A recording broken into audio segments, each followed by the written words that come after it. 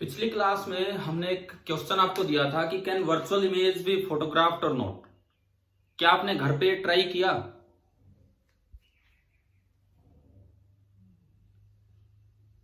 बोलो, ये ध्यान रहा कि नहीं? Can virtual image be photographed or not? जवाब दो यार। Yes sir. अगर आप खुद मिरर के सामने खड़े हो जाएं और मोबाइल से फोटो खींचें, अपनी नहीं, सामने मिरर की, तो क्या आप उस मिरर में दिखेंगे कि नहीं दिखेंगे, उस इमेज में? Yes sir. बिल्कुल दिखेंगे। और वो वर्चुअल इमेज है, वर्चुअल इमेज है और वो कैमरा में आ रही है। क्योंकि आप पीछे जाके खींचेंगे फोटो तो नहीं है, वहां रेज नहीं पहुंची, लेकिन आगे तो रेज रिफ्लेक्ट होके आ रही है। तो इसका मतलब आपको ये बात याद रखनी है कि virtual image can be photograph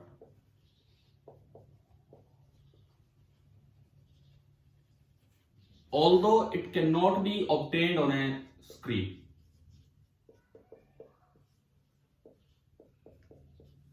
Although it cannot be obtained on a screen. अब एक बार ये बताओ, कितने बच्चों ने कल ट्राई किया था ये देखने के लिए कि भी ऐसा हो भी पाता है कि नहीं? क्योंकि आजकल कैमरा नहीं, मोबाइल में कैमरा होता है, आप आराम से फोटो खींच सकते हो, अलग से तो हमें कुछ जरूरत ही नहीं है। एक बार ईमानदारी से बताना, किस किस को ये ध्यान रहा था कि ये भी करके देखना है? किसी ने भी नहीं किया? किसी भी बच्चे ने नहीं किया? ये था कल का पहला सवाल। अरे आज तो देख लोगे एक बार ट्राई करके।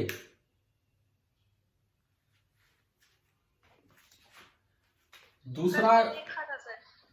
चलो ठीक है, बढ़िया।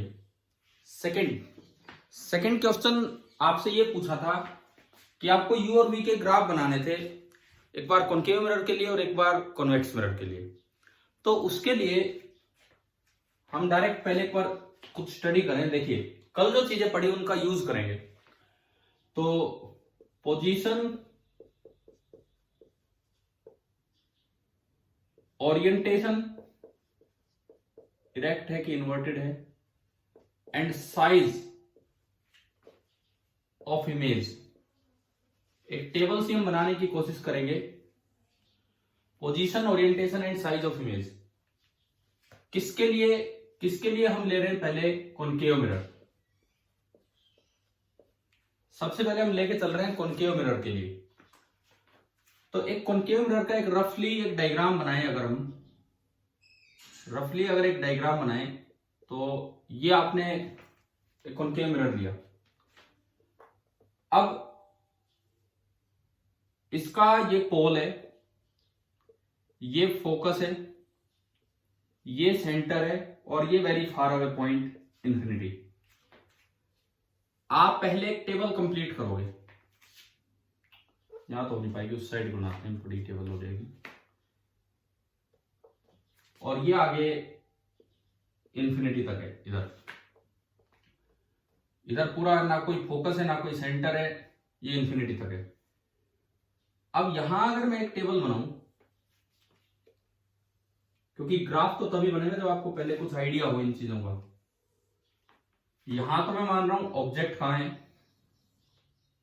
यहां मैं मानूंगा इमेज कहां है, और यहां इमेज की तीन बातें, नेचर, ओरिएंटेशन एंड साइज। तीन चीजें, ये तीन चीजें हमें लिखनी है। नेचर मतलब रियल और वर्चुअल, ओरिएंटेशन मतलब इरेक्ट और इन्वर्टेड, एंड साइज मतलब एनलार्ज्ड और स्मॉल साइज। ये ऑब्जेक्ट को हम सारी पोजीशंस पे लेके चलेंगे। तो देखो सारी पोजीशंस कौन कौन सी। ऑब्जेक्ट बैठा है इंफिनिटी पे, एक पोजीशन है ये, मतलब वेरी फार अवे। अब इंफिनिटी कुछ होता नहीं है, तो इंफिनिटी का मतलब आप बोल सकते हैं कि वेरी फार अवे। उसके बाद दूसरी पोजीशन में लूंगा ऑब्जेक्ट की। अब ऑब्जेक्ट को चला के लाएंगे इंफिनिटी से, इंफिनिटी टू सी। तीसरी पोजीशन हम लेंगे सी पे। चौथी पोजीशन हम लेंगे C2F। उसके बाद पांचवी पोजीशन लेंगे very near to F। Exactly F पे होगा तो गड़बड़ होगी, फिर तो हम इमेज देख नहीं पाएंगे। Very near to F, questions में तो एट F ही हो जाएगा। उससे अगली पोजीशन हम लेंगे F2P। बिल्कुल P पे ले नहीं सकते हैं क्योंकि पोल तो मिरर के ऊपर पॉइंट है। क्या सारी पोजीशंस ऑब्जेक्ट की कवर होगी कि और बची हैं? मैंने यहां से चलाना स्टार्ट किया इसको, एक एक्सटेंडेड ऑब्जेक्ट है। Very far away, then infinity to C, then C, then C to F, then very near to C, हल्का सा इधर मान लेंगे, हल्का सा इधर, फिर उससे अगली रेंज पे चलेगा F2P। क्या सारी पोजीशंस ऑब्जेक्ट की क्लियर होगी या कुछ और बचा है? बताओ बताओ भाई बताओ। क्या सारी पोजीशंस F की क्लियर, ऑब्जेक्ट की क्लियर हो चुकी हैं या और भी पोजीशंस बची हैं ऑब्जेक्ट की? सर हाँ जी, लोकेश का एंट्री नहीं मिली, विजेंद्र सर को बोलता है एंट्री दे हम वो आपकी बात सुन लेंगे और दे देंगे एंट्री। आप मेरी बात का जवाब दो अभी कि क्या ऑब्जेक्ट की और पोजीशन बची हैं कि बस हो चुकी हैं?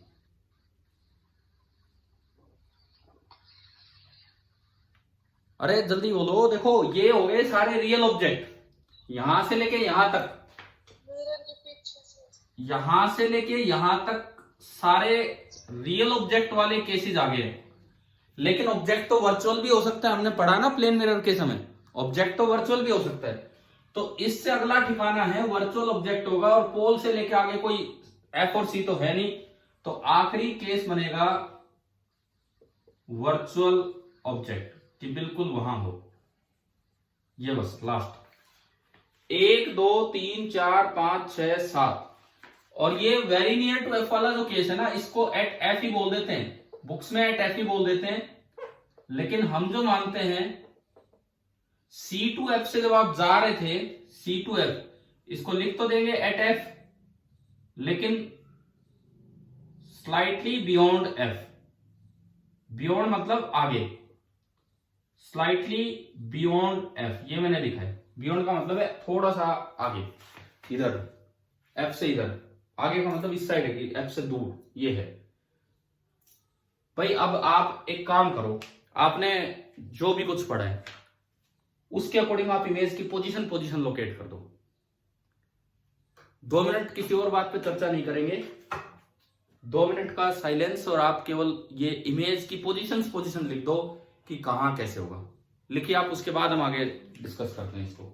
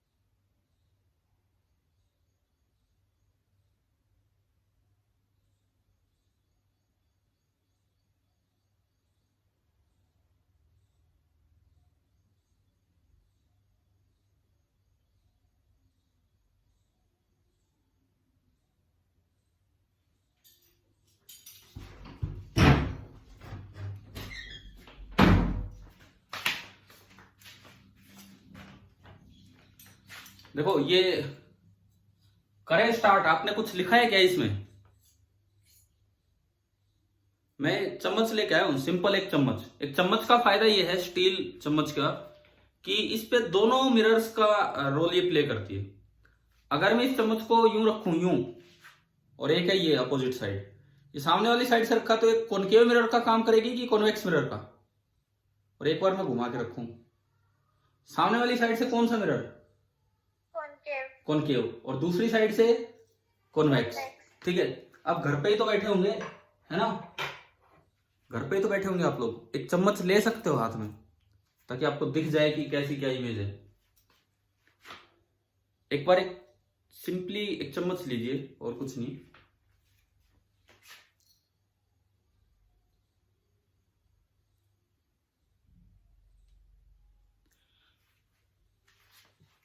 हाँ जी, ले आए हो ना चम्मच?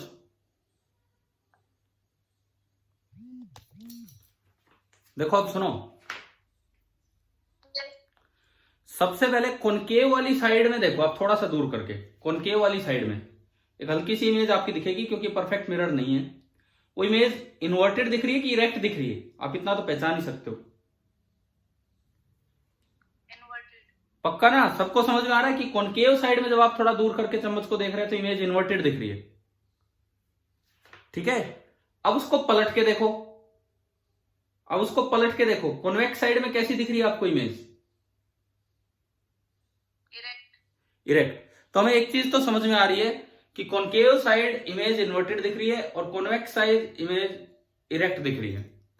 तो इसी से आप यूं बता दो, गाड़ियों में जो रियर व्यू मिरर होता है, रियर मतलब पीछे का देखने के लिए साइड व्यू मिरर जो होता है, कौन सा होगा? वो कॉन्वेक्स होगा कि कॉनकेव होगा? केवल इसी चीज से जो मैंने अभी आपको दिखाया।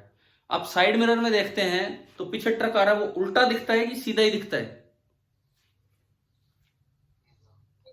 आप हाँ अपने व्हीकल के, अपने स्कूटी के या किसी भी गाड़ी के साइड मिरर में, साइड व्यू मिरर या रियर व्यू मिरर में देखते हैं तो आप ट्रक को हॉर्न दे रहा है, उसको पीछे मुड़ के थोड़ी देखेंगे। ड्राइवर है तो उसी में देखेगा, तो उसमें देखता है तो उसको सीधा दिखता है। तो बताओ वो कौन सी शेप का होता है, कॉन्वेक्स की कॉनकेव? कॉन्वेक्स। कितनी दूर हो, कितनी दूर ट्रक हो, वो सीधा ही दिखेगा, यानी कि वो कॉन्वेक्स मिरर है। तो ये बात तो इस चम्मच से समझ में आ ही रही है कि कैसी इमेज होगी। ठीक है, अब देखो यहां सुनो, जब ऑब्जेक्ट बहुत दूर है यानी कि रेज आते आते बिल्कुल पैरेलल होंगी, और पैरेलल रेज कहां इमेज बनवाएंगी? फोकस पे। ठीक है, तो इमेज बनेगी फोकस पे। एक बार ये इमेज लोकेट करना भी सीख लें, हो सकता है पीछे किसी क्लास में बताया हो। अगर ऑब्जेक्ट बहुत दूर है सपोज, और हम एक्सटेंडेड ऑब्जेक्ट लेके चल रहे हैं क्योंकि हमें पूरी टेबल बनानी, ये ऑब्जेक्ट है ए बी, तो पहला काम है बी की इमेज बनाओ। क्या चीफ रे का यूज किया था हमने कल? देखो इमेज बनेगी very near to focus, image बनेगी वेरी नियर टू फोकस। तो इमेज जहां भी बनेगी this is very near to focus. अब देखो बी से आप एक रे लीजिए पोल पे, दिस इज द चीफ रे। मान लो ये एंगल ऑफ इंसिडेंस आई है इतने, क्योंकि ये नॉर्मल ही होता है पोल पे, यही नॉर्मल होता है, इतने ही एंगल पे आप रिफ्लेक्ट करवा दो। जहां भी फोकस वाली लाइन को जाके मिलेगी ये, वो बी की इमेज होगी, बी डैश। तो हमने बी की इमेज को लोकेट कर दिया कि बी डैश यहां होगा, और ए डैश होगा बिल्कुल फोकस पे यहां। तो एक इन्वर्टेड इमेज बनी ए डैश बी डैश। तो अभी समझ में आ रहा है, मैंने थोड़ा दूर किया तो हमें इन्वर्टेड इमेज क्यों दिख रही थी? हाँ जी बताओ, क्लियर है कि नहीं? ठीक है, तो ये इन्वर्टेड इमेज हमें नजर आ रही थी, छोटी इमेज नजर आ रही थी। हमारा मुंह तो इतना बड़ा तो है, क्या चम्मच इतनी बड़ी थी? क्या चम्मच इतनी बड़ी थी क्या आपके पास? नहीं थी, छोटी सी चम्मच थी और उसमें पूरा पूरा मुंह नजर आ रहा है। छोटी सी चम्मच में पूरा मुंह नजर आने का मतलब है कि इमेज छोटी बनी है कि बड़ी बनी है? छोटी बनी है, इन्वर्टेड बनी है। तो आपने देखो, अब इन पे आओ, नेचर इधर है तो रियल है, इधर है तो ये रियल इमेज है। ओरिएंटेशन अभी आपने चेक किया इन्वर्टेड थी। साइज, साइज चम्मच का साइज मुंह से छोटा था और उसमें पूरी इमेज नजर आ रही थी, यानी कि साइज कैसी दिखेगी आपको? स्मॉल या डिमिनिश्ड भी बोल देते हैं। ये बताओ फर्स्ट पार्ट क्लियर हुआ, सबसे पहला इस टेबल का? ठीक है, अब बात ये आती है कि साइज का इमेज क्या, इस इमेज का साइज क्या होगा अगर हमें ये निकालना हो। मान लो ये हाइट है h और ये हाइट है h डैश। h पता हो तो h डैश क्या होगा? तो उसके लिए इन्फिनिटी पे जो ऑब्जेक्ट रखा है उसकी डिस्टेंस दी होगी, वेरी फार अवे कितने मीटर कितने किलोमीटर दिया होगा। मान लो ये डिस्टेंस आपको दे रखी है d, where d tends to infinity. d tends to infinity का क्या मतलब है? प्रैक्टिकली इसका मतलब है कि d is very very much greater than the focal length. जो भी इस मिरर की फोकल लेंथ है उससे d काफी ज्यादा है, तो अपने आप वो इन्फिनिटी पे हो गया। लेकिन आपको ये d पता है कितना है। तो अब देखो इसकी साइज ऐसे निकल जाएगी, ऊपर से देखा तो tangent I h by D, tangent I h by D, और यहां से देखा तो tangent r h dash by f, mod f लिख देता हूं क्योंकि फोकल लेंथ तो negative, h dash by mod f। अब I बराबर R है बाई लॉ ऑफ रिफ्लेक्शन, जब I बराबर R है तो tan I will be equal to tangent R, और आपने इन दोनों को इक्वेट किया तो h by D is equal to h dash by mod f, और यहां से h डैश निकल के आ गया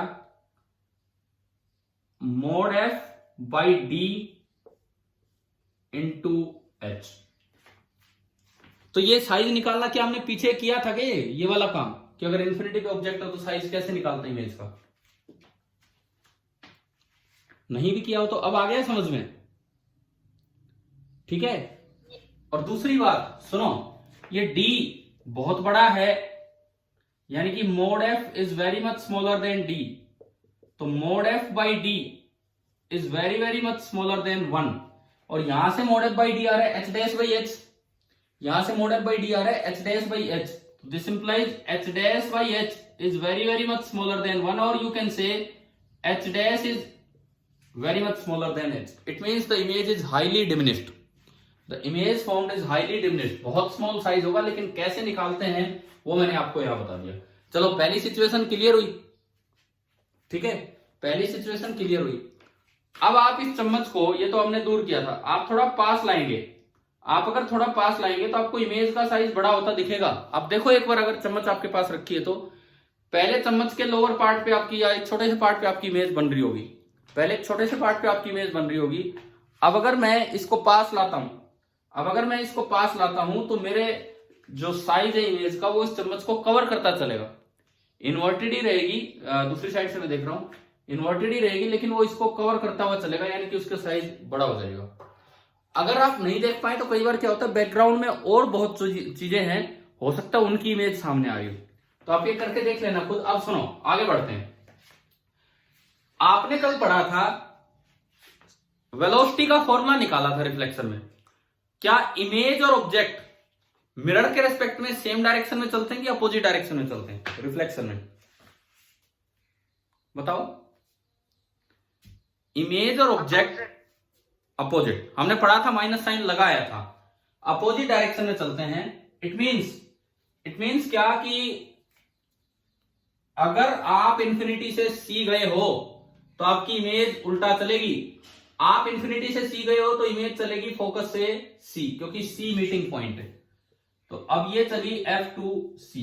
देखो ये एक तरीके से याद ही हो जाएंगी ये चीजें, आपको किसी मिरर फॉर्मूला पे जाने की जरूरत नहीं पड़ेगी, चीजें याद हो जाएंगी। अब ढंग से सुनो, शुरू में ये यहां है, ऑब्जेक्ट यहां है तो इमेज यहां बनी, जैसे जैसे आगे आ रहा है ये भी इधर आ रही है, ठीक है, दोनों सी की तरफ बढ़ रहे हैं, सी इनका मिलन पॉइंट है, मीटिंग पॉइंट। तो अब एक बार मैं इसको ठीक ठाक बना दूं, आगे इसकी नेचर बना दूं। हाँ भाई, F to C अगर ऑब्जेक्ट है, इमेज है, सॉरी इधर इमेज है, तो रियल है कि वर्चुअल? रियल। कल हमने क्लास के एंड में कुछ रिजल्ट्स पढ़े थे, वो 4 बातें बनाई थी, उससे रिजल्ट निकाले थे कि अगर ऑब्जेक्ट और इमेज का सेम नेचर है, अगर ऑब्जेक्ट और इमेज का सेम नेचर है तो इट मींस इन्वर्टेड इमेज बनेगी, अगर ऑब्जेक्ट और इमेज का अपोजिट नेचर है तो इरेक्ट इमेज बनेगी। पढ़ा था ये लास्ट में कल, ठीक है। तो देखो ये सारे रियल ऑब्जेक्ट हैं, ये सारे रियल ऑब्जेक्ट है और वो बन रही है रियल इमेज, तो रियल की रियल इन्वर्टेड होगी कि इरेक्ट होगी? इन्वर्टेड। रियल की जो रियल होगी image that will be inverted. अब मैं साइज की बात करता हूं।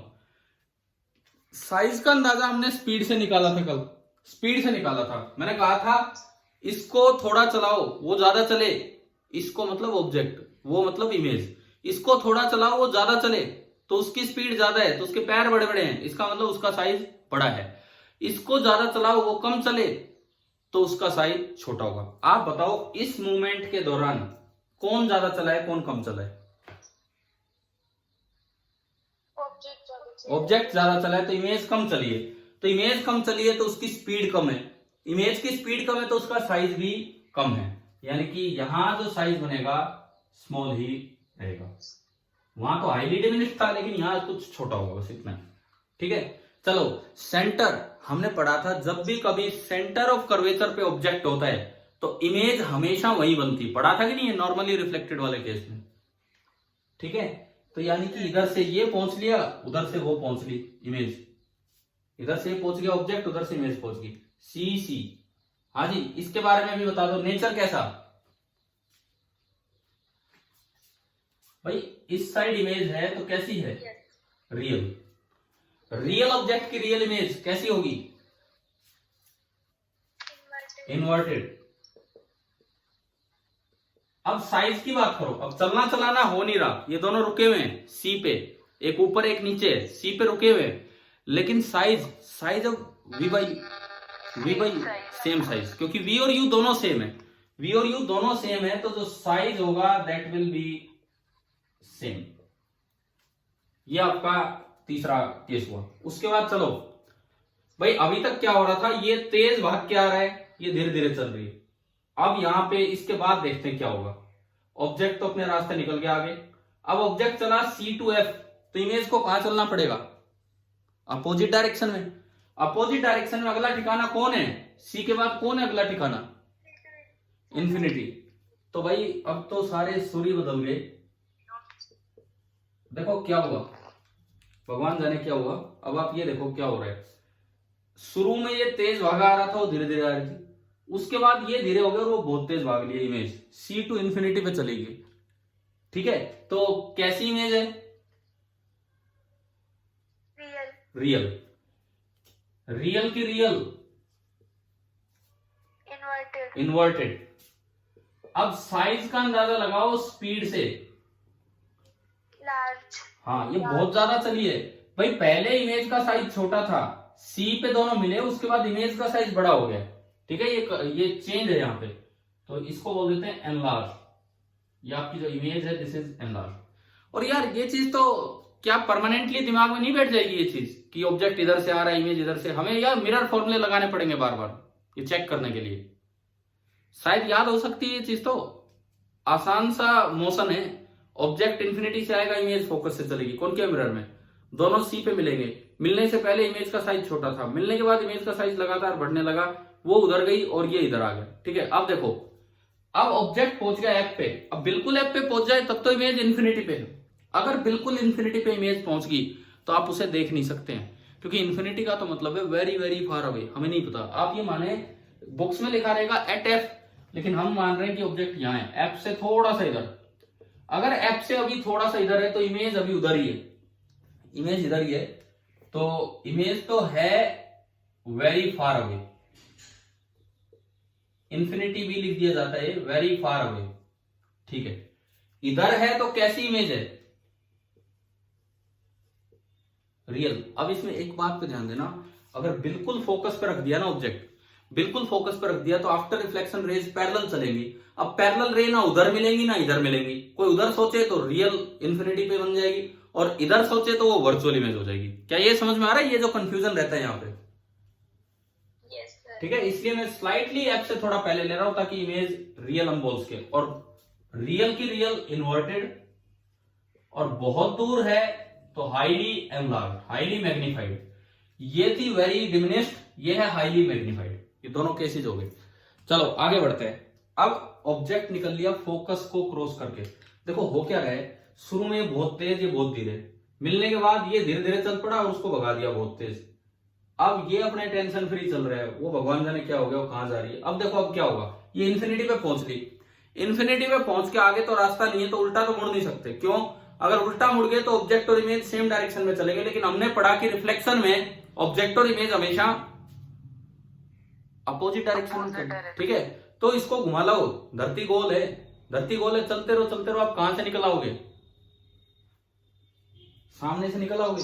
ठीक है, सामने से निकलोगे तो हमारी वो कंडीशन भी फेल नहीं हो रही, अब भी दोनों के दोनों अपोजिट डायरेक्शन में चल रहे हैं। यानी कि जब फोकस टू पोल ऑब्जेक्ट चलेगा तो उसे इमेज दिखेगी इंफिनिटी टू पोल, लेकिन कौन सी इंफिनिटी, इधर वाली नहीं। अब वो किधर से आता दिखेगा, उधर से। सामने की साइड से आता दिखेगा, आती दिखेगी इन्फिनिटी टू पोल, तो उधर से आ रही है तो कैसी इमेज है ये? वर्चुअल। उधर से आ रही है तो वर्चुअल इमेज। उसके बाद रियल की वर्चुअल बताओ। इरेक्ट। रियल की वर्चुअल मतलब इरेक्ट। ये तब है जब आप बहुत पास पहुंच गए उस मिरर के। फोकस टू पोल एक बड़ी पास वाली सिचुएशन है, इरेक्ट। और इसके बाद साइज,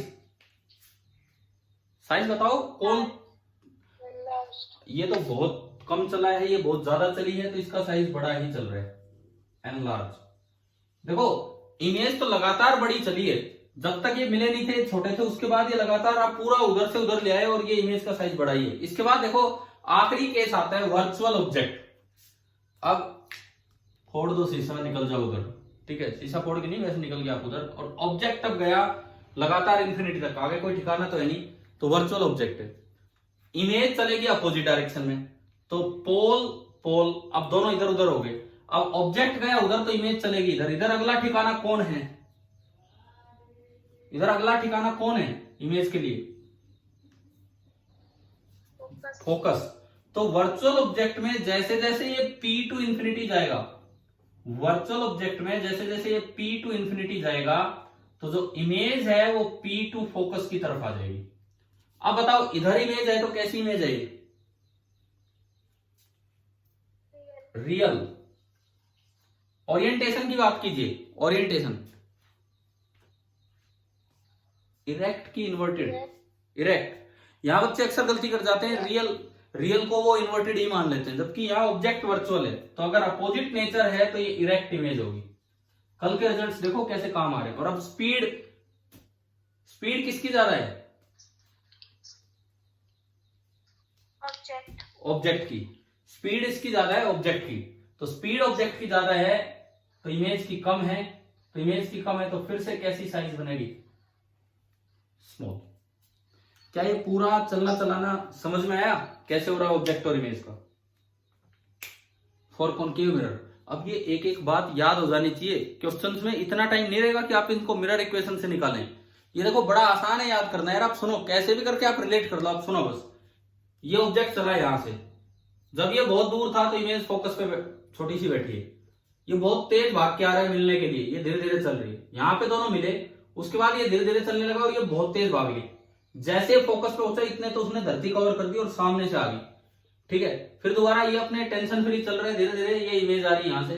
अब यहाँ इमेज को देखते इसके फिर होश उड़ जाते हैं, बोले यार ये फिर आ गई, और फिर ये भाग लिया बहुत तेज और इमेज अपने धीरे धीरे आई है। तो शायद आपको पूरा चलना चलाना बैठ गया होगा दिमाग में, क्या है क्या नहीं,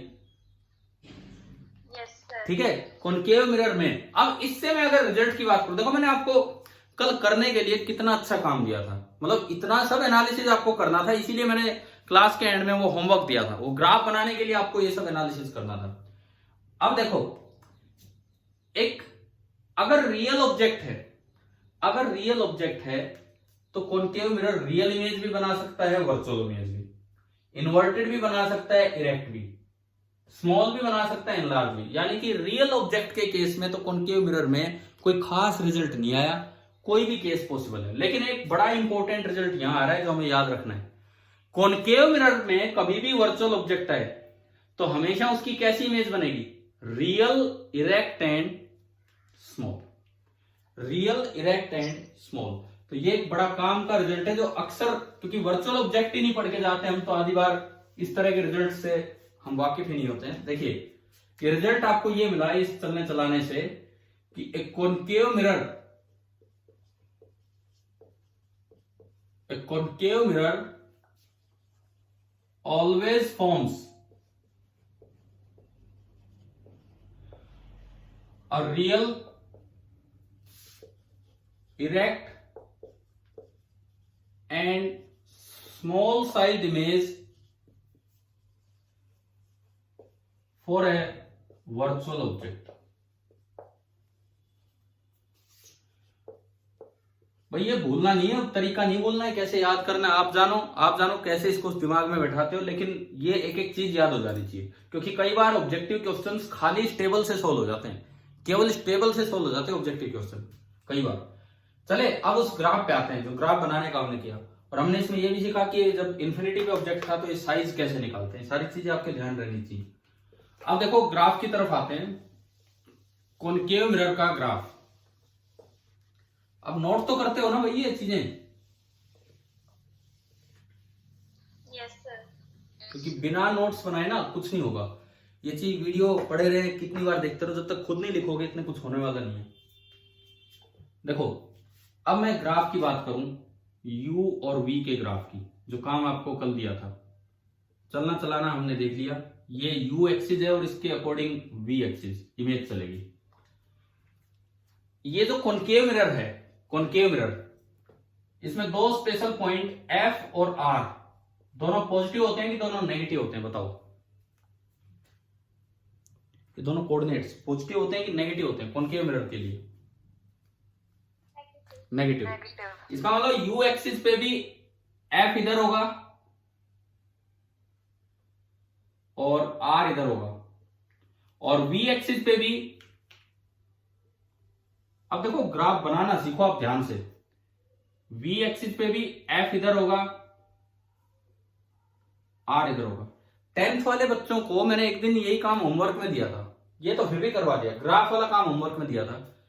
उसके बाद ना उन्होंने मुझसे पूछा ना मैंने उनसे पूछा कि हुआ कि नहीं हुआ। मैंने भी ये मान लिया कि शायद बना लिया होगा, और उन्होंने भी ये मान लिया कि नहीं बनाया, कोई बात नहीं। लेकिन आप लोगों के साथ ऐसा नहीं है, आप ढंग से देखें इन चीजों को। यूं अगर छोड़ते चलेंगे फिर तो कुछ नहीं होगा। और अब तो स्कूल खुलने के आसार हो रहे हैं, पता है ना आपको? हाँ भाई, कुछ आइडिया लग रहा है? क्योंकि अब जेई और नीट वाले पेपर भी हो रहे हैं, एनडीए वाले पेपर भी हो रहे हैं। और यहाँ जो एक दो स्कूल ओनर्स बता रहे थे कि उनके पास कुछ आगे से लेटर भी आया कि भाई अपनी तैयारी रखो, 25 तारीख के बाद कभी भी स्कूल खोले जा सकते हैं। इस तरह का है 10th 11th और 12th। वो तो जो मुझे बता रहे थे बोले 10th 11th और 12th के लिए आया है नोटिस। चलो कोई नहीं, बाकी आपको तो आदत होगी अब तो ऐसे भी पढ़ने की, तो अभी जब तक भी स्कूल खुले अपने इस काम को जारी रखिए। चलिए सबसे पहली बात, वेरी फार अवे। देखो ये पोल है, ये पोल है, ये पॉइंट ओरिजिन जो हम बोलते हैं। वेरी फार अवे मतलब यू नेगेटिव साइड बहुत दूर है। तो इमेज कहां बनी है? इमेज है v एक्सिस पे। इमेज कहां बनी है इस समय? फोकस, यानी कि ये पॉइंट है, ये पॉइंट है। इसका मतलब जब बहुत दूर जाओगे तो इमेज फोकस के आसपास होगी, ये मतलब है। उसके बाद देखो, जब आप ऑब्जेक्ट को लेके आए इन्फिनिटी टू सी, मतलब आप ऑब्जेक्ट यहां से यहां चला लाए, ये इन्फिनिटी था, ये बहुत दूर ये इन्फिनिटी था, और आप सी मतलब ये आर पॉइंट पे ले आए, तो इमेज कहां से कहां गई? फोकस टू सी। इसका क्या मतलब है? इसका ये मतलब है, सुनिए, कि जब आप ऑब्जेक्ट को यहां से यहां चला के लाए तो इमेज यहां से यहां चलेगी। समझ में आ रहा है क्या? बताओ एक बार, ये चीज समझ में आई तभी तो ग्राफ बनेगा। जब आप ऑब्जेक्ट को यहां से यहां चला के लाए, इमेज यहां से यहां गई, फोकस टू सी। इमेज को इमेज एक्सिस पे चलाओ। तो अगर मैं इस ग्राफ को देखूं ध्यान से, और जब आर पे है, जब ये आर पे है तो ये दोनों एक जगह मीटिंग पॉइंट होगा, आर वाली इमेज आर पे ही बनेगी, ठीक है। उसके बाद देखो, उसके बाद क्या हो रहा है? जब आप सी टू एफ गए तो इमेज पहुंच गई सी टू इंफिनिटी।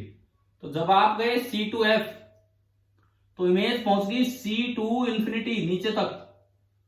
इंफिनिटी का मतलब फिर से वही बात, एक और लाइन आप बनाए कि ये एफ वाली लाइन है तो इस पे हो जाएगी इंफिनिटी पे। अब देखो, इन सारी बातों को मद्देनजर रखते हुए अगर ग्राफ बनाया जाए तो ऐसा बन रहा है। अब आप देखो, इस ग्राफ से हम समझेंगे क्या ये सारी चीजें कवर हो रही है कि नहीं इस ग्राफ में। ये जो मैंने ब्लैक कलर से बनाया है, ये इसका ग्राफ बना है।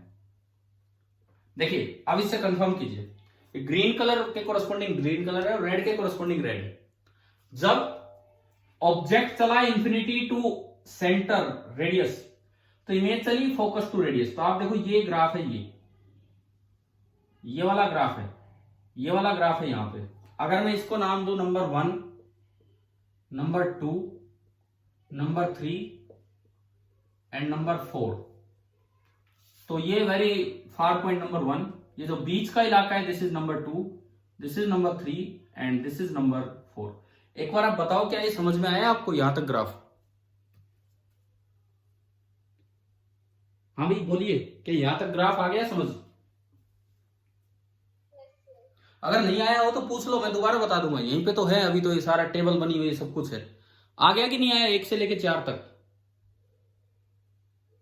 ठीक है, अब देखो। हाँ yes, sir. ठीक है, अब देखो नंबर 5, एट एफ थे slightly beyond F. Slightly beyond F मतलब थोड़ा सा इधर, तो इमेज जा रही है इन्फिनिटी पे, बहुत नीचे रियल इमेज है।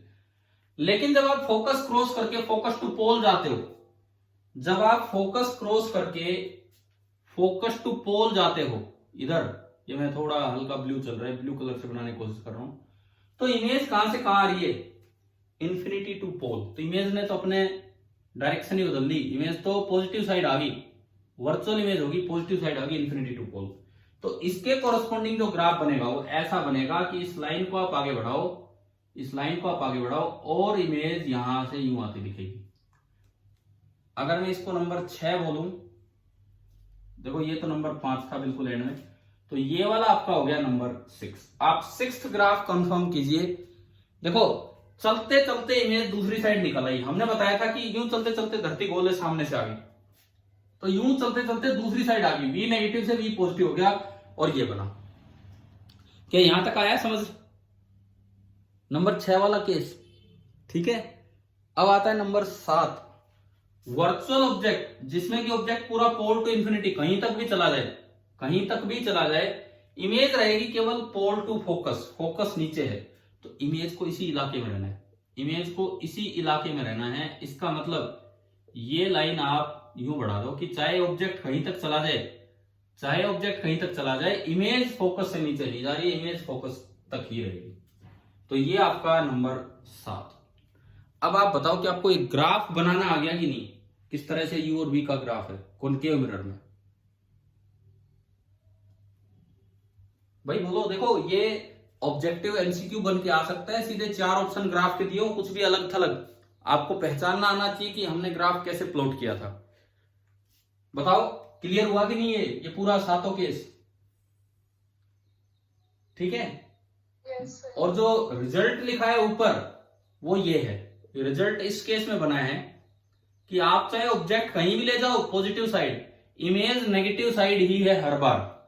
ऑब्जेक्ट पॉजिटिव साइड कहीं ले जाओ, इमेज नेगेटिव साइड ही है और केवल फोकस तक ही है, पोल से फोकस। तो यही हमने लिखा है, स्मॉल साइज डायरेक्ट और रियल इमेज बनेगी।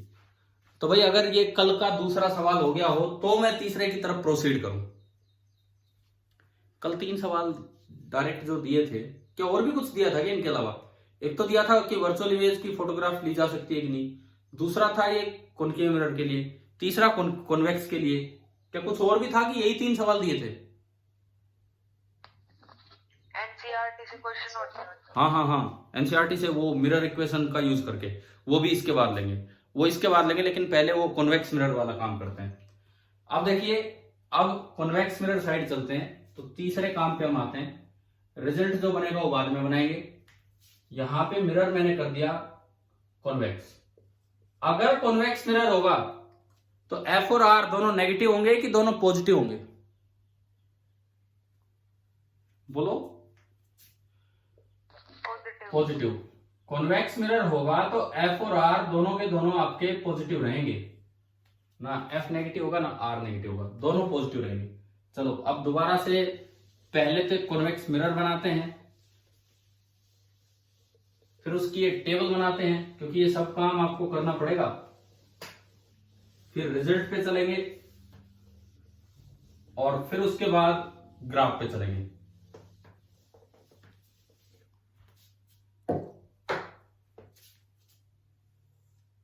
देखते हैं टेबल भी कहां तक जाती है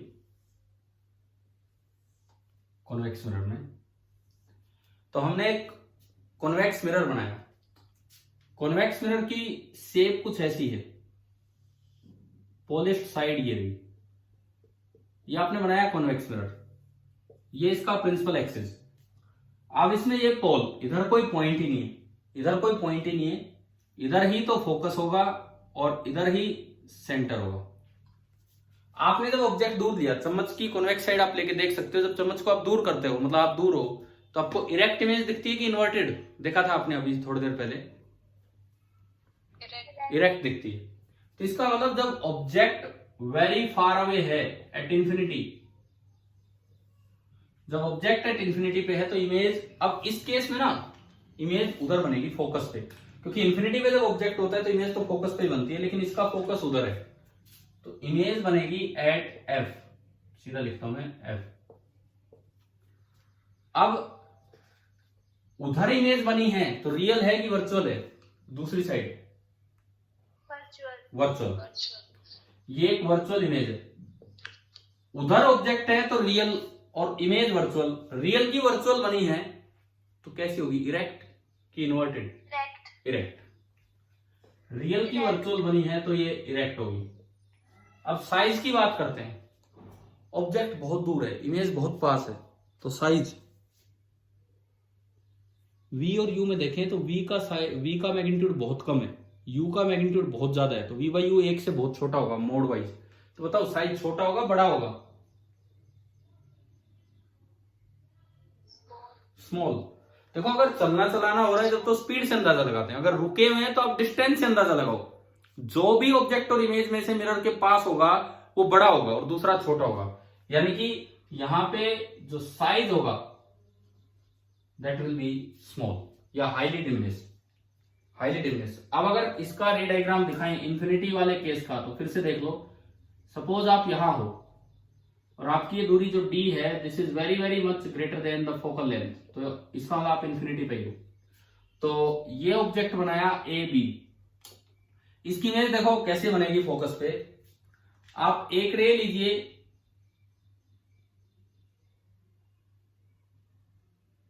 चीफ रे मैंने बनाई ये तो श्योर है कि इमेज फोकल प्लेन पे बननी है, इस प्लेन में। अगर ये एंगल आई है तो इतने ही एंगल पे आप रे को रिफ्लेक्ट कर दीजिए, ये एंगल आर होगा, और जहां भी ये रे जाके मिले, जहां भी ये रे पीछे बढ़ाने पे मिले, वही दरअसल बी की इमेज होगी। मैंने रे डायग्राम नहीं बनाया, रे डायग्राम पूरा बनाते तो 2 रे दिखाते, 3 रे दिखाते, उनको मिलवाते। मैंने तो एक आइडिया दिया कि कैसे।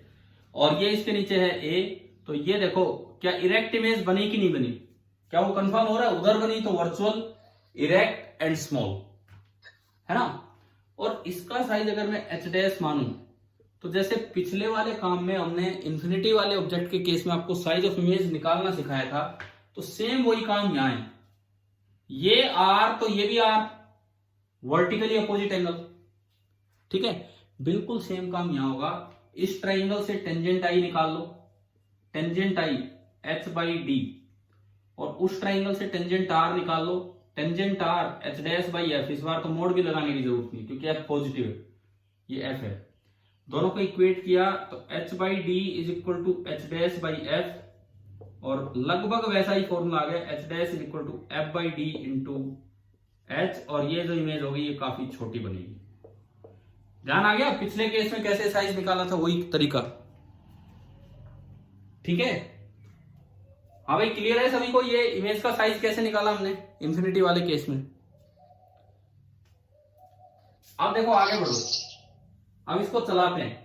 अब जब ऑब्जेक्ट चलेगा तो क्या बीच में इधर कोई ठिकाने आ रहे हैं, फोकस और पोल, फोकस और सेंटर कुछ है, इधर कोई ठिकाना नहीं है। तो इसका मतलब इस बार इसको सीधा चला दो इंफिनिटी टू पी, यानी कि रियल ऑब्जेक्ट। रियल ऑब्जेक्ट एक केस में कवर हो गया, जैसे पिछली बार वर्चुअल एक केस में कवर हुआ था। अब इमेज और ऑब्जेक्ट अपोजिट डायरेक्शन में चलते हैं, तो जब ऑब्जेक्ट चला इंफिनिटी टू पी तो इमेज चलेगी इधर से इधर। ये पूरा रियल ऑब्जेक्ट कवर करके आ गया, ये इमेज से मिल ही नहीं पाया और इमेज तो उधर ही रहेगी, यानी कि इमेज चलेगी फोकस से पोल। जो इमेज चली वो फोकस से पोल चली। कॉनकेव मिरर के केस में तो ऑब्जेक्ट की किस्मत अच्छी थी कि वो कई चीजें देखते हुए चला था, रास्ते में कभी सेंटर आया, कभी फोकस आया, इवन इमेज से मुलाकात भी हो गई सेंटर पे, ठीक है। इस बार तो बेचारा घूम रहा है, कुछ नहीं, कुछ भी नहीं, और इमेज आते आते लास्ट में। अब ये कोई मीटिंग है, ये कोई मीटिंग है। एक अगर मैं कहता हूं ये भी पोल पे ये भी पोल पे, तो बताओ ये मीटिंग है या नहीं है। अगर मैंने लिखा ऑब्जेक्ट पोल पे है, इमेज भी पोल पे, तो क्या ये इनकी मीटिंग है या नहीं है, जैसे पिछली बार सेंटर पे हुई थी। नहीं है, उसका कारण कि बीच में मिरर है। अगर हम लिखते हैं ऑब्जेक्ट पोल पे तो मतलब पोल से जस्ट इधर, इमेज पोल पे मतलब पोल से जस्ट उधर, क्योंकि पोल तो मिरर के ऊपर एक पॉइंट है, ठीक है। जबकि पिछली बार सेंटर पे दोनों एक ही जगह थे, जबकि इस बार ऐसा नहीं है, तो ये बना। अब देखो उधर रही हमेशा ये इमेज, उधर रही तो कैसी है, वर्चुअल है कि रियल है? Virtual. वर्चुअल। ये जो इमेज है this is virtual. Real object की वर्चुअल इमेज Erect. इरेक्ट। अब साइज की बात करते हैं। स्पीड देखो आप, इमेज धीरे चलिए तेज चलिए? धीरे. धीरे चलिए तो इसका मतलब उसका साइज क्या होगा, स्मॉल। तो ये एक रिजल्ट बन गया, सारे रियल ऑब्जेक्ट कवर हो गए। रियल ऑब्जेक्ट के केस में कॉन्वेक्स मिरर हमेशा virtual, erect and small size image बनाता है। तो इस रिजल्ट को थोड़ा मैं चेंज करूं, एक convex mirror always forms real की जगह वर्चुअल, इरेक्ट तो पिछली बार भी था एंड स्मॉल साइज पिछली बार भी था। फॉर ए वर्चुअल ऑब्जेक्ट की जगह क्या आ जाएगा, रियल ऑब्जेक्ट। आप बताओ ये रिजल्ट आ गया समझ? A convex mirror always forms a virtual, erect and small size image for a real object. शायद क्लियर हो गया होगा ये वाला रिजल्ट तो, ठीक है। और पिछले रिजल्ट से ज्यादा काम का ये वाला रिजल्ट है, पिछले रिजल्ट से ज्यादा काम का ये रिजल्ट है। उसका कारण क्या है? क्योंकि आमतौर पे जो ऑब्जेक्ट होते हैं, उसका कारण यह है कि आमतौर पे जो ऑब्जेक्ट होते हैं वो वर्चुअल नहीं होते, बल्कि कैसे ऑब्जेक्ट होते हैं, रियल ऑब्जेक्ट। इसीलिए रोड पे आपको पीछे कौन सी गाड़ी आ रही है अपने मिरर में देखना हो तो आप कौन सा मिरर यूज करते हैं, convex mirror. Side view mirror के तौर पे आप यूज करेंगे कॉन्वेक्स मिरर, क्योंकि ये हमेशा रियल ऑब्जेक्ट की वर्चुअल छोड़ो वो कोई बात नहीं, erect and small size image बना रहा है। स्मॉल साइज बनाएगा तभी तो इतने छोटे से मिरर में इतना बड़ा ट्रक नजर आ जाएगा। अगर ट्रक इतना बड़ा उसकी इमेज लार्ज साइज, फिर तो एक हेडलाइट ही नजर आएगी, हमारी समझ में नहीं आएगा क्या आ रहा है क्या नहीं आ रहा है। समझ में आ रहा है ना आपको? तो ठीक है, उसके बाद देखते हैं आगे। अब इसमें सारा कार्यक्रम आगे चलता है, इसमें रियल ऑब्जेक्ट तो जल्दी कवर हो गया, अब इसमें सारा कार्यक्रम आगे चलता है। मान लो ऑब्जेक्ट आगे निकला, अब इसको फटाफट बढ़ाते हैं, फटाफट P2F। अब इसको बढ़ाना सीख लो आप, P2F। ऑब्जेक्ट आगे चला तो इमेज इधर चली, इधर अगला ठिकाना कहां है, अपोजिट डायरेक्शन चलाना है, इधर अगला ठिकाना किधर है, इंफिनिटी। तो इमेज गई P टू इंफिनिटी। अब इमेज उधर है, ये जो इसके नीचे जो भी स्टार्ट हो रहे हैं ये सारे कैसे ऑब्जेक्ट स्टार्ट हो गए, अब वर्चुअल ऑब्जेक्ट। देखो इमेज उधर बनी तो इमेज कैसी है, रियल। वर्चुअल ऑब्जेक्ट की रियल इमेज इरेक्ट होगी कि इन्वर्टेड होगी, इरेक्ट। कल वाला रिजल्ट देखो कितना काम आ रहा है, सेम नेचर, अपोजिट नेचर, वो सब। और साइज की बात करो, इमेज तेज चली है कि धीरे चली है, हाँ एनलार्ज, तेज चली है तो ये एनलार्ज होगी। कल हम जो बोल रहे थे ना कि हम अगली क्लास की तैयारी कर रहे हैं वो रिजल्ट्स बना के, तो ये तैयारी थी जिसमें हम ये सीख रहे हैं। इसके बाद देखो ऑब्जेक्ट जब एट एफ है, तो इमेज कहां पहुंच गई है, इन्फिनिटी पे, ठीक है। बिल्कुल जब आप एट एफ रख दो तो इमेज इन्फिनिटी पे, तो उसके बारे में कमेंट करने की जरूरत नहीं है, और थोड़ा सा एफ से इधर रखो तो इमेज रियल है, लार्ज है और इरेक्ट है, छोड़ो उसको तो, है ना, समझ में आ गया होगा ये। इसके बाद ऑब्जेक्ट चला F2C। अब बताओ इमेज कहां, धरती गोल है उस बात का ध्यान रखो, चलना अपोजिट ही है। हाँ भाई, पीछे चलते चलते कहां से निकल आएगी अब इमेज, इधर से आएगी और चलेगी अपोजिट ही। अब ऑब्जेक्ट F2C, तो इमेज के लिए अगला ठिकाना भी C है, C तो मीटिंग पॉइंट होता ही है, तो इमेज आ गई इंफिनिटी टू C। इधर से आ रही है तो कैसी इमेज है, वर्चुअल, ये आपकी वर्चुअल इमेज है। अब दोनों काल्पनिक है ना, ऑब्जेक्ट रियल है ना इमेज रियल है, सोचने वाली बात है बस। तो अब बताओ कैसी ओरिएंटेशन होगी, वर्चुअल की वर्चुअल, इन्वर्टेड, वर्चुअल की वर्चुअल, इन्वर्टेड। अब साइज की बात करो, कौन तेज चला है, इमेज तेज चली, इमेज धीरे चली है, इमेज तेज चली, इंफिनिटी से चल के आ गई है, यानी कि इसका साइज एनलार्ज होगा। सी पे जब है, सी पे जब है तो ये भी सी पे, वर्चुअल है क्योंकि इधर है, वर्चुअल की वर्चुअल इन्वर्टेड होगी, लेकिन साइज क्या हो गया, सेम। ठीक है। और आखिरी केस, जब ऑब्जेक्ट गया सी टू इंफिनिटी तो इमेज आएगी सी से इधर। अगला ठिकाना कौन है, बोलो, इमेज के लिए अगला ठिकाना कौन है इधर चलते चलते, फोकस, सी टू एफ। इधर इमेज है तो वर्चुअल है, वर्चुअली ऑब्जेक्ट है, वर्चुअली इमेज है तो इन्वर्टेड है। अब साइज की बात करो, साइज स्पीड से देखो, स्मॉल, इमेज कम चली है तो उसका साइज छोटा होगा। शायद आपको ये भी पूरा आ गया। अब हमने जो काम दिया था ग्राफ बनाना, उसके लिए पूरा एनालिसिस किया, एक रिजल्ट हमने ऊपर निकाल लिया कि रियल ऑब्जेक्ट की हमेशा वर्चुअल और इरेक्ट और स्मॉल साइज इमेज बनाते, इसीलिए बड़ा काम का है हमारा एक कॉन्वेक्स मिरर। अब इसमें आते हैं उसके ग्राफ पे।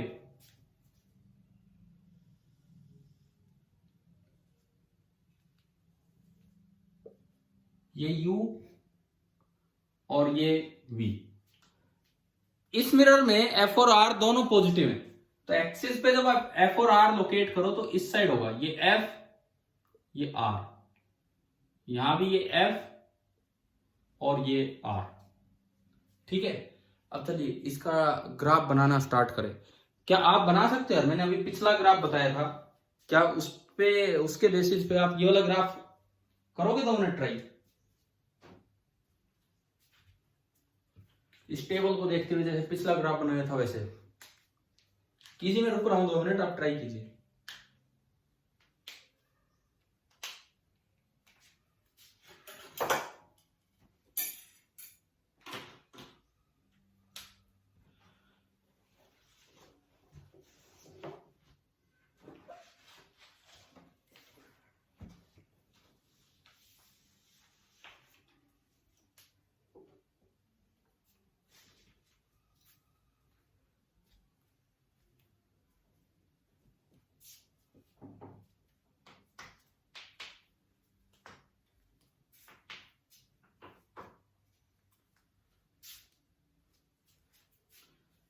देखो शुरुआत यहां से होगी कि जब फोकस पे, सॉरी इंफिनिटी पे ऑब्जेक्ट है तो इमेज फोकस पे, और फिर हमने देखा कि जैसे जैसे ऑब्जेक्ट इंफिनिटी टू पी आ गया, यू नेगेटिव साइड है, इमेज पॉजिटिव साइड है, एफ टू पी आएगी।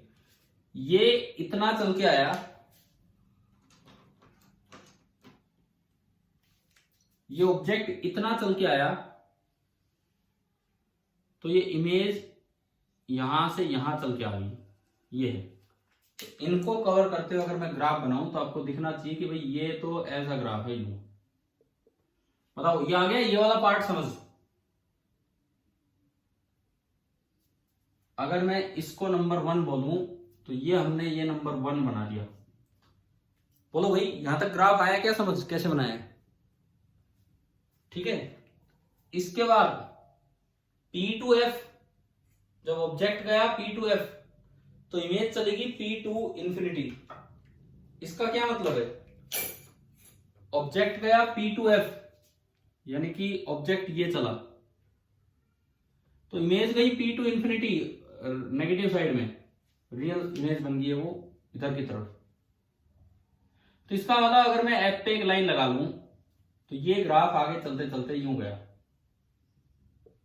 आ रहा है ना समझ, पिछली बार की तरह। अगर मैं इसको दूं नंबर 2 तो ये आपका ग्राफ नंबर 2। जब आप फोकस पे पहुंचे तो इमेज पहुंच गई इंफिनिटी पे, जब ऑब्जेक्ट फोकस पे पहुंचा तो इमेज गई इंफिनिटी पे। इसके बाद आगे देखो, टेबल में ही देखो आगे क्या हो रहा है। जब ऑब्जेक्ट फोकस टू सी गया, फोकस टू सी, यहां ये वाला पार्ट, तो इमेज आ रही है इंफिनिटी टू सी लेकिन वर्चुअल, तो इमेज आ रही है ऊपर से, इधर से, और ये पूरा सी तक sorry, focus to C virtual. तो यानी कि जो सी पॉइंट है मीटिंग पॉइंट है, सी पॉइंट जो होगा वो मीटिंग पॉइंट होगा, ये लाइन में आगे बढ़ाऊं,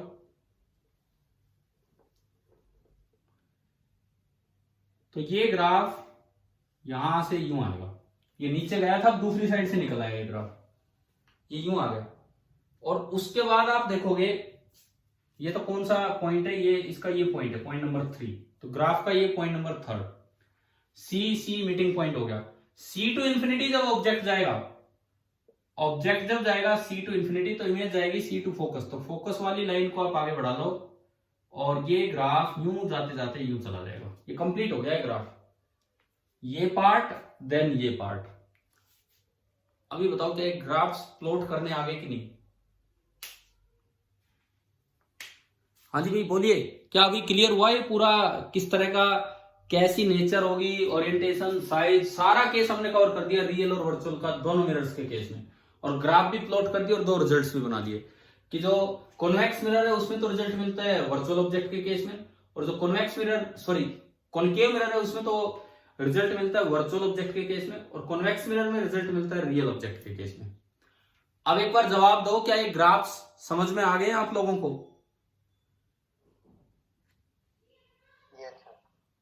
ठीक है, क्या किसी भी बच्चे ने घर से ग्राफ बनाने की कोशिश की थी? गलत बनाओ कोई बात नहीं, आप ये बताओ, दोनों ग्राफ्स में मैंने कल होमवर्क दिया था, ग्राफ बनाना, क्या प्लॉट करने की कोशिश की थी कि आपने ग्राफ? देखो अभी समझ में आ गया, ठीक है, एक अच्छी बात है वो तो, लेकिन ज्यादा इंपॉर्टेंट ये है ना कि आपने कल कोशिश भी की थी कि नहीं, क्योंकि इसकी इंपॉर्टेंस तब पता लगे जब आपने प्रयास किया हो और वो सफल ना हो, तब आपको समझ में आए कि कैसे होना है। क्या एक भी स्टूडेंट ने कल ग्राफ बनाने की कोशिश की थी, ग्राफ की? नहीं सर। तो अब क्या फायदा है, अब तो कोशिश हो भी नहीं सकती, अब तो मैं समझा चुका, अब तो आप एक बार में याद ही हो जाएगी ये चीज। देखो इसीलिए तो मैं कल कई बार बोला था भाई ये काम मत किया करो, आप जो बोला जाए एटलीस्ट वो काम करके रखा करो। आज आपने देखा होगा पूरी क्लास कल के उन काम पे चल रही है जो आपको कल करने के लिए दिया था, केवल उसी पे। चलिए अब हम आगे बढ़ते हैं। एक काम और था जो आपने याद दिलाया, एनसीईआरटी का एक क्वेश्चन जिसमें 4 पार्ट थे, तो मैं एक पार्ट अभी करवाऊंगा, पहला पार्ट, ताकि आपको तरीका समझ में आए कि ये मिरर इक्वेशन से कैसे ये चीजें निकाली जाती हैं। उसके बाद आप बाकी 3 पार्ट खुद ट्राई करेंगे, ठीक है। एक बार अपनी एनसीईआरटी टेक्स्ट बुक खोल लीजिए, page number 346, NCERT text book page number 346।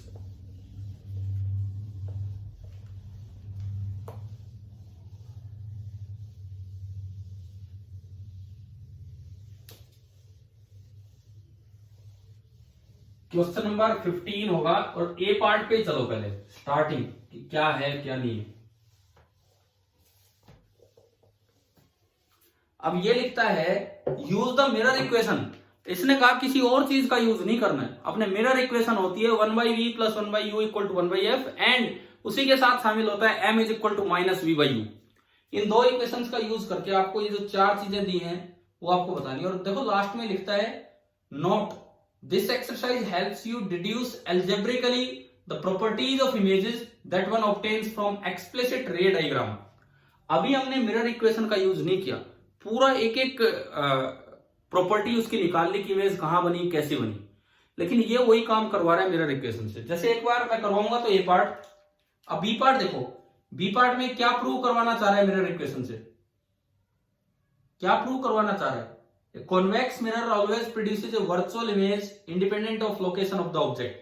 इसका मतलब यहां इस बुक में इन क्वेश्चंस में इसने जब भी ऑब्जेक्ट बोला है उसको रियल माना है, इसने जब भी ऑब्जेक्ट बोला उसको रियल माना है, क्योंकि हमने पढ़ा कि कॉन्वेक्स मिरर जो होता है, अभी अभी पढ़ा था रिजल्ट, क्या वो रिजल्ट हमने निकाल लिया कि नहीं कि कॉन्वेक्स मिरर रियल ऑब्जेक्ट की हमेशा वर्चुअल इमेज बनाता है? बताओ, अभी बोर्ड से मिटाया ऊपर लिखा हुआ रिजल्ट, ठीक है। लेकिन ये कहता है कि इन रिजल्ट्स को आप अपने तरीकों से नहीं मिरर इक्वेशन से निकालो, तो ये आपको करना है। जैसे ए पार्ट देखते हैं, NCERT page number 346,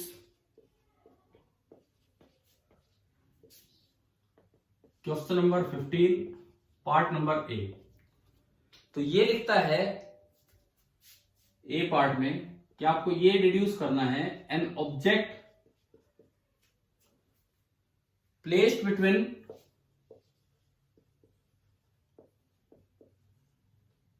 F and 2F मतलब focus and centre. Placed word जहां भी आ गया वो रियल ऑब्जेक्ट है। ऑब्जेक्ट प्लेस्ड मतलब रियल ऑब्जेक्ट है। F एंड 2F मतलब focus and centre of a concave mirror, of a concave mirror produces a real image, produces a real image। इसके बाद आगे बोलो क्या लिखा हुआ है, क्या लिखा हुआ है इसके बाद बुक में, produces a real image beyond 2f का मतलब है 2f से आगे, मतलब बिटवीन c एंड इंफिनिटी। मैंने इस क्वेश्चन को उस लैंग्वेज में कन्वर्ट कर दिया है जो आप अभी चला के लाए थे, जो टेबल आपने बनाई। तो आपने अगर टेबल अपने सामने लिख रखी हो तो आप कंफर्म कर सकते हैं क्या ऐसा हुआ है कि नहीं। उसमें जब आप ऑब्जेक्ट को सी से एफ की तरफ ले गए थे, सी था उनका मीटिंग पॉइंट कॉन्केव मिरर में। जब ऑब्जेक्ट सी पे एक बार वो मिलने के बाद इमेज भाग चुकी थी, जब ऑब्जेक्ट को आप सी से एफ की तरफ ले गए थे, सी इधर था एफ उधर था, तो इमेज भाग गई थी सी से इंफिनिटी की तरफ। बताओ ऐसा उसमें टेबल में हुआ था कि नहीं, है ना। लेकिन इस चीज को मिरर इक्वेशन से करना है। अब बच्चों का प्रूफ देखो, इसका सॉल्यूशन बच्चे अक्सर कैसे करके आते हैं पेपर में। Mirror equation 1/v + 1/u = 1/f। ठीक है जी, यहां तक तो ठीक है। अब इन्होंने बोला कि ऑब्जेक्ट f और c के, तो एक बार कहते हैं लेट u = f, रखा जी इसमें u की जगह f। 1/v + 1/f = 1/f, cut गया।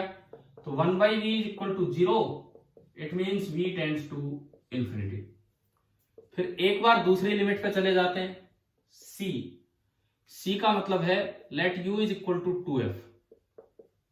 तो 1/v + 1/2f = 1/f। तो 1/v = 1/f - 1/2f, ये आपने सब्ट्रैक्ट किया तो 1/2f बचेगा, यानी कि v = 2f आ गया। v = 2f का मतलब सेंटर। तो हो गया प्रूफ, हो भी गया प्रूफ एक तरीके से कि आपने भाई एक बार uf रख के दिखा दिया तो इमेज वहां गई, एक बार u2f रख के दिखा दिया इमेज सेंटर पे गई। तो आपने बोल दिया कि जब फोकस और ऑब्जेक्ट जब फोकस और सेंटर के बीच में तो इमेज इंफिनिटी और c के बीच में। पहले तो ये बताओ क्या ये तरीका आ रहा है क्या समझ में, ये क्या है। परंतु ये सही तरीका नहीं है, क्योंकि आपने केवल एक्सट्रीम लिमिट्स पे दिखा दिया, आपने ये नहीं दिखाया कि यहां से यहां तक कंटिन्यूस अगर आप चलोगे तो इमेज इसी रेंज में रहनी है। क्या पता बीच के किसी पॉइंट पे इमेज इनसे बाहर होगी हो। आपने क्या किया है, आपने केवल ये दिखा दिया कि जब ऑब्जेक्ट फोकस पे तो इमेज इंफिनिटी पे, जब ऑब्जेक्ट सेंटर पे तो इमेज सेंटर पे। तो इसका मतलब अपने आप लगा लो ये अंदाजा ना, ऐसे नहीं। अब आप तरीका सुनो। पहली बात, क्या ये वाला सवाल किसी बच्चे ने कल ट्राई किया था, ग्राफ तो नहीं ट्राई किए, ये वाला सवाल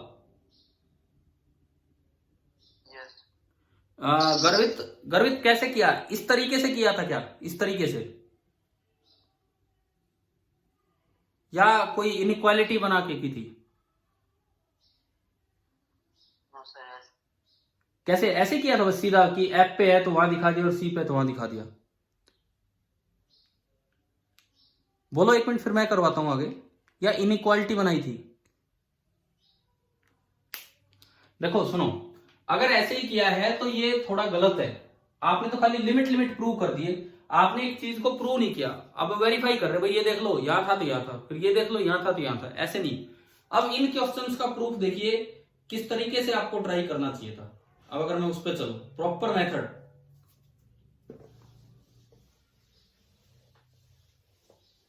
आपको दिया गया है सवाल में कि ऑब्जेक्ट है बिटवीन f एंड 2f, और जो इमेज प्रूव करनी है वो है बियॉन्ड 2f, और 2f से इंफिनिटी तक। आपने कॉन्केव मिरर देखा, ये कॉन्केव मिरर है, ये पॉजिटिव साइड है, ये ओरिजिन है। यहां कहीं f पॉइंट होगा, यहां कहीं 2f पॉइंट होगा और इंफिनिटी होगी। इस तरह से ये आपका डायग्राम बना। एफ भी नेगेटिव है, 2f भी नेगेटिव है। अब ये लिखता है कि object is between F and 2f।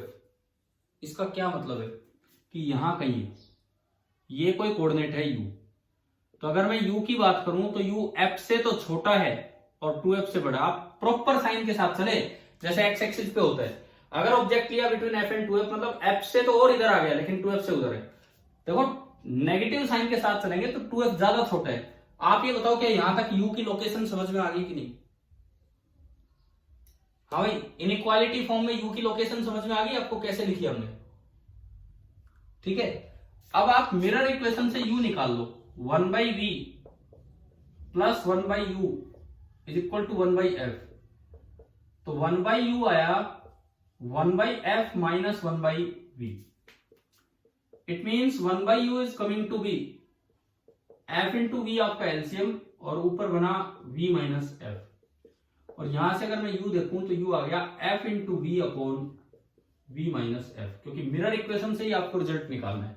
आपको u दे रखा, आपको उससे v निकालना है। ठीक है, ये यहां तक आया स्टेप समझ में? तो आपने u की वैल्यू रख दी, u की वैल्यू रख दी तो 2f लेस देन f और u है f into V upon v minus f। एक बार बताते चलना, क्योंकि इस क्वेश्चन को आप फिर उस तरीके से करेंगे तो आप तो जो करके करवाना चाह रहे हैं एनसीईआरटी तो आप करके नहीं आ रहे। ये बन गई एक इनइक्वालिटी। अब मैं यहां से v लाना चाहता हूं, वही मुझे प्रूव कर दे। f से डिवाइड कर दो। f नेगेटिव है कि पॉजिटिव है बताओ?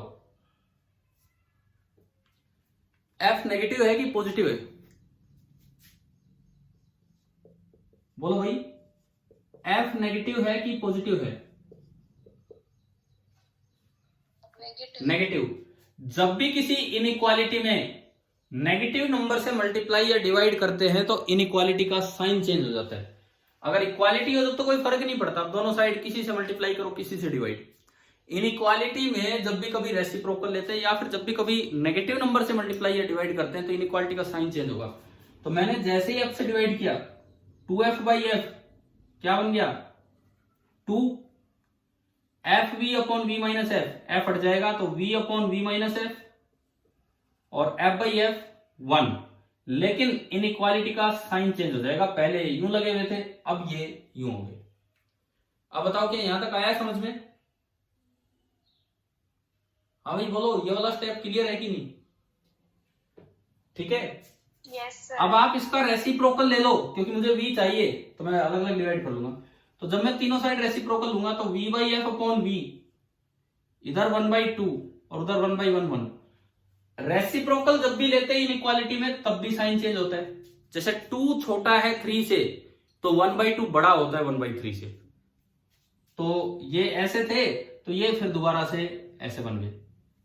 ये स्टेप भी आ गया होगा समझ क्या किया हमने? ठीक है, अब क्या करो, v से अलग अलग इसको यूं लिख लो 1/2 v/v 1 माइनस f/v एंड 1, ये आ गया। अब 1 सब्ट्रैक्ट कर दो, तीनों में से 1 सब्ट्रैक्ट कर दो। कोई चीज ऐड या सब्ट्रैक्ट करने पे कभी इनइक्वालिटी का साइन चेंज नहीं होता है। सब्ट्रैक्टिंग 1, आपने क्या किया 1 सब्ट्रैक्ट किया। अगर आप 1 सब्ट्रैक्ट करते हैं तो इनइक्वालिटी का साइन चेंज नहीं होगा, लेकिन तीनों साइड लिखते चलो। हाफ में से 1 गया, कितना बचा? हाफ में से 1 गया माइनस हाफ, इसमें 1 गया तो माइनस f/v और इसमें 1 गया 0, लेकिन इनइक्वालिटी का साइन चेंज नहीं होगा। क्या इनइक्वालिटी को आगे बढ़ाना समझ में आ रहा है? इनइक्वेशंस को आगे कैसे बढ़ाते हैं? ठीक है, अब माइनस हटाना है, दोनों साइड तीनों साइड -1 से मल्टीप्लाई कर दो। नेगेटिव नंबर से मल्टीप्लाई या डिवाइड करते ही इनइक्वालिटी का साइन फिर चेंज होगा। मल्टीप्लाइंग बाई -1 तो ये हाफ हो गया, ये f/v होगा और ये 0, लेकिन नेगेटिव नंबर से मल्टीप्लाई किया तो इनइक्वालिटी का साइन आपका फिर दोबारा से चेंज हो गया। और फिर आप रेसिप्रोकल लोगे तो बताओ इनइक्वालिटी का साइन चेंज होगा कि नहीं होगा? ठीक है, तो ये आपका बना v/f, इधर इसका रेसिप्रोकल 2 और इसका रेसिप्रोकल कितना हो गया? इन्फिनिटी। इसका रेसिप्रोकल आपका हो गया इन्फिनिटी। अब अगर मैं यहां से देखूं, f से मल्टीप्लाई कर दो, तीनों को f से मल्टीप्लाई किया, f नेगेटिव नंबर है कि पॉजिटिव नंबर है? नेगेटिव। नेगेटिव से मल्टीप्लाई किया तो ये 2f, ये v, इन्फिनिटी से किसी को मल्टीप्लाई करो इन्फिनिटी रहता है, लेकिन नेगेटिव से मल्टीप्लाई किया तो फिर दोबारा इनइक्वालिटी का साइन चेंज हो गया। इसका मतलब v आ गया 2f से और इन्फिनिटी के बीच में। तो इधर देखो, इस एक्सिस पे आप आओ, 2f से भी छोटा, 2f से भी छोटा मतलब 2f से और इन्फिनिटी के बीच में, तो ये v की लोकेशन आ गई और ये पॉइंट c था, तो image is found beyond 2f।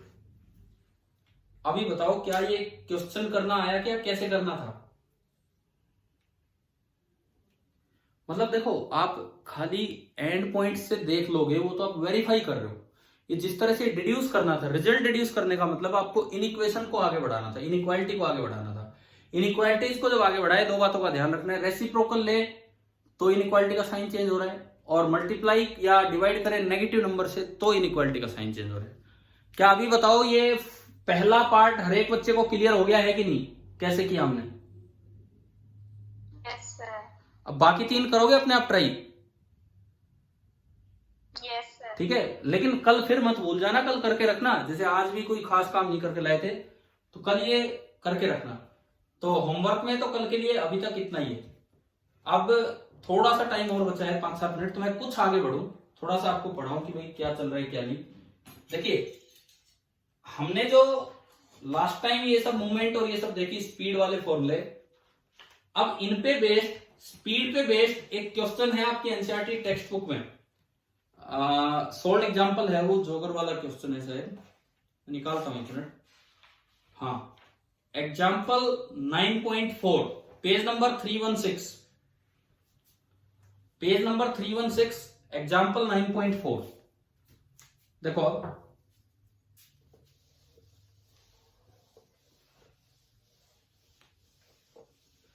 मैं इसमें एक थोड़ी सी करेक्शन आपको बताता हूं। एग्जाम्पल 9.4 में पेज नंबर 316 पे इसने पूछी तो है इंस्टेंटेनियस स्पीड, लेकिन हमें निकाल के दे दी है एवरेज स्पीड। ये लिखता है, suppose while sitting in A parked car, एक गाड़ी खड़ी है और आप उसके अंदर बैठे हैं, यू नोटिस अ जोगर। जोगर मतलब, अरे जोगर क्या होता है? जॉगिंग करने वाला। हाँ, जो जॉगिंग कर रहे हैं रोड पे, ठीक है? जोगर मतलब कोई भालू नहीं, जोगर मतलब कोई जॉगिंग कर रहा है रोड पे वो, ठीक है? सुनो, तो you notice a jogger approaching towards you, वो आपकी तरफ आ रहा है, गाड़ी की तरफ, in the side view mirror, लेकिन आप उस जोगर की तरफ नहीं देख रहे हैं, ऐसे आप देख भी नहीं सकते। आप अपने गाड़ी में बैठे और आप मिरर में देख रहे हैं कि भाई कौन आ रहा है, और उस मिरर का रेडियस ऑफ कर्वेचर है 2 मीटर। हमने अब पढ़ लिया आज, गाड़ियों का साइड व्यू मिरर कौन सा होता है, कॉन्वेक्स की कॉनकेव? कॉन्वेक्स। तो उस चीज का यूज अब अपने आप हो गया, आपको पता होना चाहिए कि कॉन्वेक्स मिरर है। If the jogger is running at a speed of 5 metre per second, jogger एक कांस्टेंट स्पीड से आगे आ रहा है 5 मीटर पर सेकेंड से, how fast the image of the jogger appear to move. तो जोगर तो 5 metre per second से आ रहा है, परंतु उसकी इमेज कितनी स्पीड से चलती दिखाई देगी, व्हेन, कब? जब जोगर 39 मीटर दूर था, जब 29 मीटर दूर था, जब 19 मीटर दूर था और जब 9 मीटर दूर था। तो 4 बार इसने इंस्टेंटेनियस स्पीड पूछी कि एवरेज स्पीड पूछी? इंस्टेंटेनियस। तो इसके सॉल्यूशन पे मत जाना, इसने एक एवरेज वाले मेथड से बता रखा है कि किसी इंटरवल में एवरेज लेके। इसने क्या किया हुआ है, एक एक सेकंड के इंटरवल में एवरेज स्पीड निकाल दी, कि एक एक सेकंड के इंटरवल में एवरेज। आपको इंस्टेंटेनियस स्पीड निकालने का तरीका पता है, कल फॉर्मूला पढ़ दिया था हमने, dv/dt वाला, है ना? तो आप इसका सॉल्यूशन भी देख लेना, इसका सॉल्यूशन भी देख लेना कि अगर जिस वक्त पूछा है अगले 1 सेकंड तक एवरेज स्पीड क्या होगी तो ऐसे निकालनी, लेकिन इंस्टेंटेनियस स्पीड के आंसर इससे अलग होंगे, ठीक है? अब आप सुनो ध्यान से, होमवर्क सुनो जो आपको आज करना है रिफ्लेक्शन से रिलेटेड, क्योंकि नहीं तो फिर क्या फायदा होगा अगली क्लास में फिर दोबारा। रिफ्लेक्शन इन बुक्स की तरफ से एंडिंग की तरफ है, तो आप ये काम कीजिए। देखो, सोल्ड एग्जाम्पल कर लेने पहले 4, सोल्ड एग्जाम्पल पहले 4 कर लेने, बिकॉज उसके बाद तो रिफ्लेक्शन स्टार्ट हो गया। और एक्सरसाइज में क्वेश्चन नंबर 1 मिरर का है, क्वेश्चन नंबर 2 मिरर का है, बस पहले 2, उसके बाद उसके बाद तो ये और चीजें स्टार्ट होगी इसमें सारी। पहले 2 होने के बाद 15th लिख रहे हो ना आप जो मैं बोल रहा हूं, क्वेश्चन नंबर 1 to 15। 15 के बाद ये कंबाइन है ना, पूरी चैप्टर के ऊपर है। 1, 2 और 15 के बाद क्वेश्चन नंबर 37। 37 वैसे मैं आपको टेस्ट में दे चुका, 37 में आपको टेस्ट में दे चुका हूं, अगर ध्यान आ जाए तो।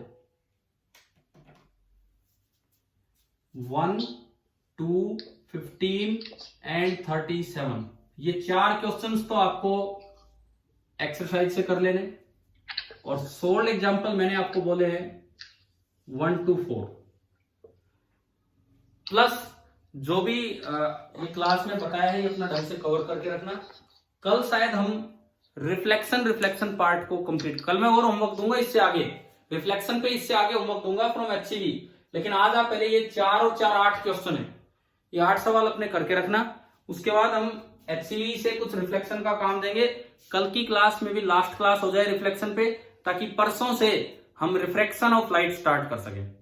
आपको ध्यान होगा हमने पहला चैप्टर 4 पार्ट्स में डिवाइड किया है, reflection, refraction, dispersion and optical instruments, है ना। तो एक पार्ट पूरा होने वाला है, तो आप कम से कम ढंग से कीजिए, फिर आपका एक और टेस्ट हो जाएगा ओनली ऑन रिफ्लेक्शन, देन हम रिफ्रैक्शन पे चलेंगे। ठीक है भाई।